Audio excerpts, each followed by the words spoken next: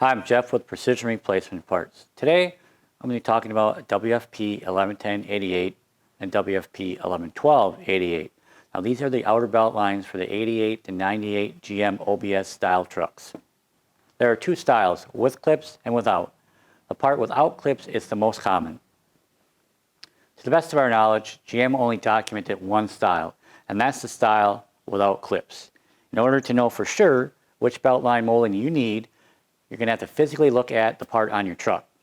You're going to do this by rolling down your window, looking at the belt line from the inside of your truck. If you see clips, you're going to need a WFP 1112-88. If you don't see any clips, you're going to need a WFP 1110-88.